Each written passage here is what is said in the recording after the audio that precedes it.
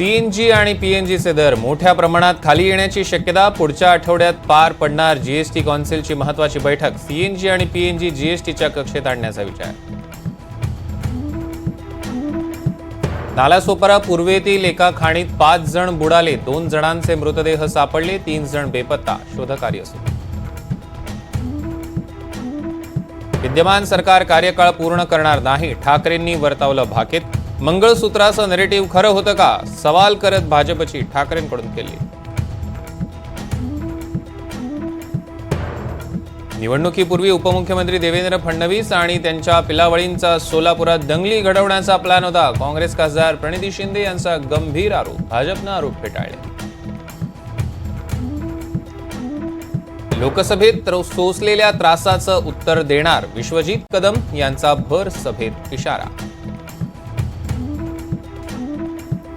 पराभवामागचं एक कारण म्हणजे मराठा. चंद्रकांत पाटील यांचं मोठं विधान. ओबीसींच्या सगळ्या सवलती मराठा समाजाला दिल्या तरी भाजपबद्दल असंतोष का? चंद्रकांत पाटलांचा सवाल. हिंगोलीत उद्धव ठाकरेंना मोठा धक्का. माजी सहकार मंत्री जयप्रकाश मुंदडांचा शिवसेना शिंदे गटात प्रवेश. एकनाथ शिंदेंच्या उपस्थितीत मुंबईत पक्षप्रवेश. विधानसभेला काँग्रेस पक्ष स्वतंत्र लढण्याची चर्चा. नाना पटोलेंच्या विधानामुळे चर्चा. काँग्रेसची 288 जागांवर तयारी. पटोलेंच्या सूचक विधानामुळे चर्चांना उधाण. हाय प्रोफाईल शीना बोरा हत्याकांडात मोठा निष्काळजीपणा समोर. पोलिसांनी 2012 मध्ये जप्त करून जे रुग्णालयात ठेवलेला शीना बोराचा सांगाडा आणि हाडं गायब.